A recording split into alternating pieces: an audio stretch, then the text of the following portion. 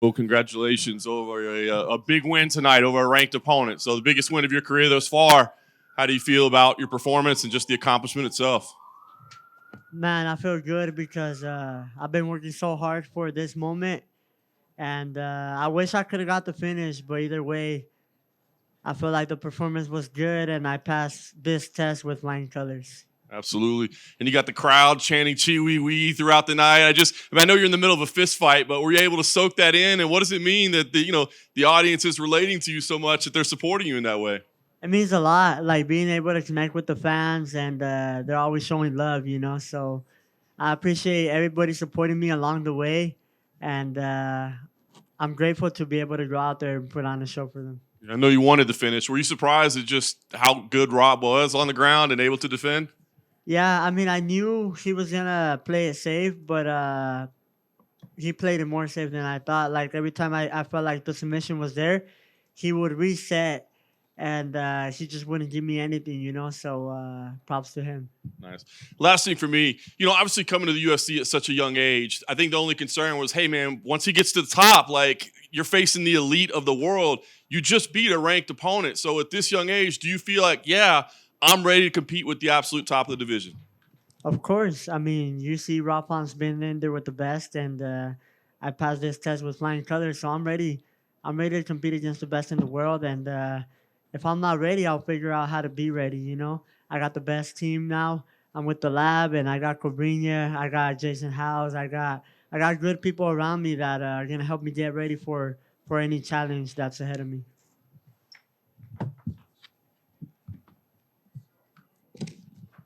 Well, I guess when do you want to fight again? Because it doesn't seem like you took that much damage in this fight, and now, especially when fighters get into the rankings, they can't be as active as they want because they want to be matched up with ranked fighters again. So I guess when would you like to return? Yeah, I'm gonna talk to my team, and God willing, I'm able to return ASAP this summer. Hopefully, I want to stay active. I got 2 years to break John Jones's record, and I feel like I'm in a good path. I'm starting off the year good. Being ranked at 21 years old, so we're doing a good job, I think. Will you be one of those fighters that tries to navigate their path to the top like strategically, like very specific matchups, or are you willing to take on whoever the UFC comes with you, or do you want to just kind of that rapid ascension? Whoever the UFC gives me, to be honest, like I said, if there's anybody that they put in front of me, uh, and I get beat, then I'm not ready to become a champion. I believe I'm ready to become a champion. Like I said, I got a good team around me, so I think I can get ready for anybody at the division. I know everybody's good at this point. I'm fighting the best of the best, and I can't wait. Do you think you're ready for a 5 rounder next? Of course, 5 rounds, 3 rounds. Like tonight, I could have won 5 rounds. I felt pretty good, man. In the gym, I get pushed a lot. So there's nothing new. Last one for me. Of everyone in that top 15 that you know of, I guess, who do you think poses the most problems to you besides the champion? Hold on, let me think. Can you name them real quick, like top 10? Uh,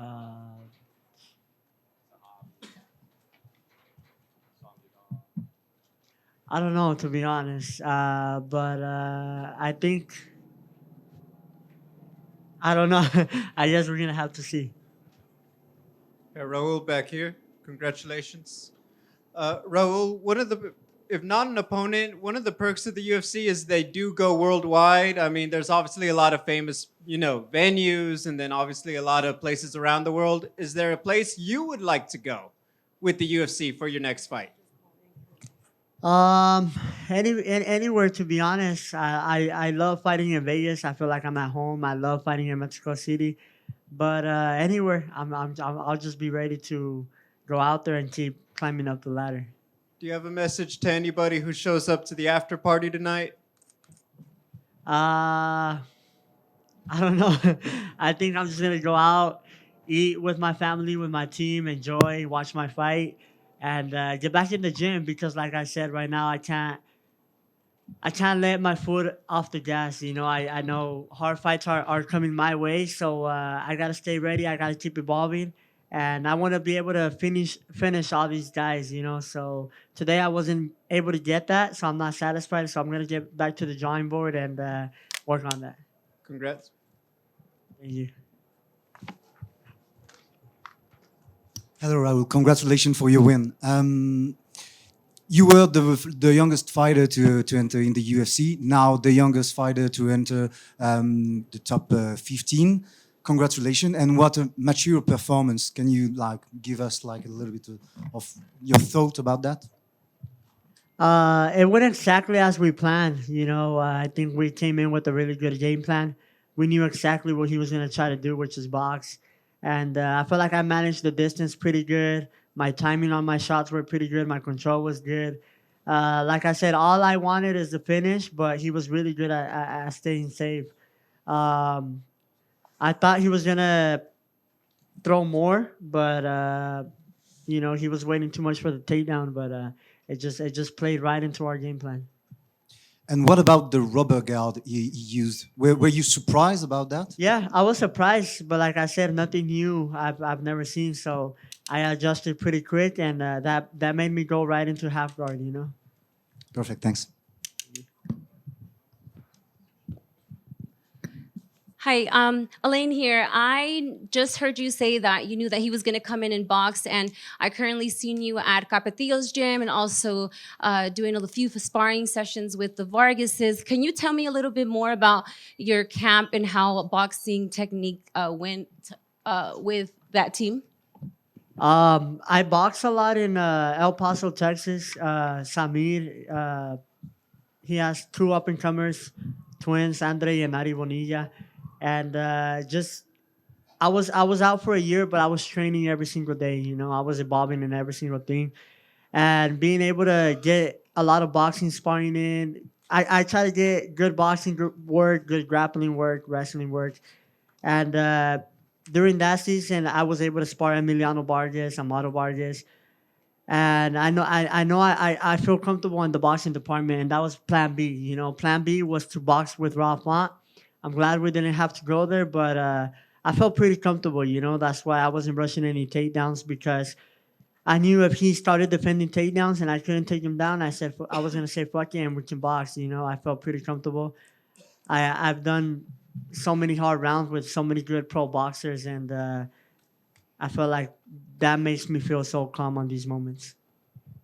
Raúl, aquí, a tu derecha. ¿Puedes en español? ¿Está bien? Sí, está bien. Raúl, subes en el ranking en esta oportunidad con esta victoria. En tu división hay otro mexicano, David Martínez, que está creciendo mucho también en tu división y mucha gente quiere ver mexicanos enfrentarse. ¿Te gustaría enfrentar a David Martínez o prefieres evitarlo e ir por otro rival?